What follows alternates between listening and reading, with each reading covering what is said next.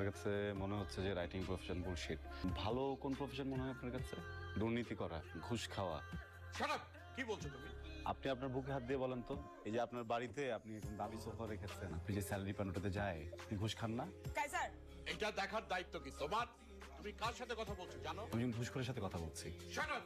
তোমার বাবা মা তোমাকে কোনো শিক্ষা দেয়নি? প্লিজ বাবা মাকে নিয়ে কথা বলবেন না। তুমি আমার বাড়িতে এসে কথা বলছো, আমাকে অপমান করছো। আপনি বাবা মাকে নিয়ে কথা বলবেন না। তোমার বাবা মা হচ্ছে অশিক্ষিত, মূর্খ। আসলে কি জানো আর সে তখন থেকে দেখছি বাবা একটা কথা বললে তুমি কথা বলেই যাচ্ছ। উনি একটা বয়স্ক মানুষ, উনি না হয় তোমার কোনো কথায় বিরক্ত হয়েছে, তাহলে একটু বুকটা বন্ধ করে রাখো। কাইজার, বেশ বাসা থেকে বের হও। আমার বাবা মাকে নিয়ে কাইজার, আমার বাসা থেকে বের হও। আমি আমার দারোয়ান আজকে ডাকতেছি না, এটা আমার ফাইনাল ডিসিশন। আমার সাথে আর কোনো ধরনের যোগাযোগ করবে না, বের হও। বের হও কাইজার।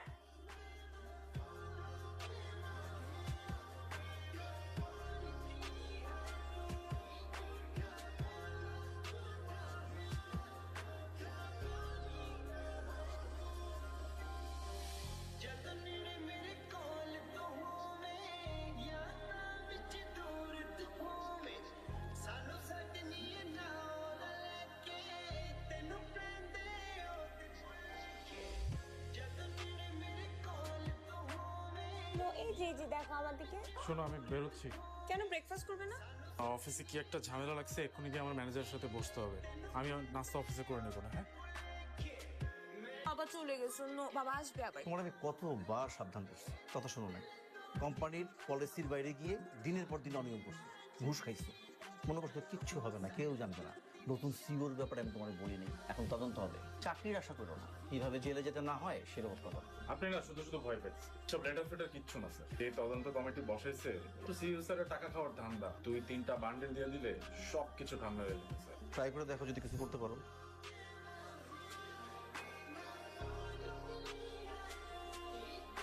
কি হয়েছে তোমার? কিছু না। কিছু তো একটা হয়েছে, বলো আমাকে। অফিসের একটা ফাইন্যান্সিয়াল প্রজেক্ট নিয়ে অনেক বড় ঝামেলা হয়ে গেছে। এখন না আমি বুঝতেছি না আসলে কিভাবে কি ম্যানেজ করবো। তো ম্যানেজার স্যার তো তোমাকে অনেক স্নেহ করে, উনি কোনো হেল্প করতে পারবে না? স্যারকে বেশ কয়েকবার বলছি। কিচ্ছু হবে না, এত টেনশনের কিচ্ছু নেই। ম্যানেজার স্যারের সাথে তো আমি কথা বলেছি কয়েকবার, ও একটু কি করা যায়, টেনশন করো না। এই যে শুরু হয়ে গেছে, ঘুমাতে আসো।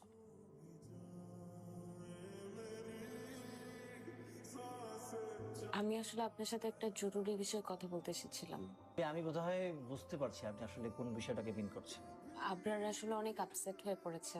আপনি তো ওর গার্জিয়ান ছিলেন, ওকে ভালো কোনটা মন্দ কোনটা আগের সিইও থাকলে আমি খুব সহজেই ব্যাপারটাকে ম্যানেজ করতে পারতাম। এখন যিনি আছেন খুব স্ট্রিক্ট। আপনি একটা কাজ করেন না, আপনি তার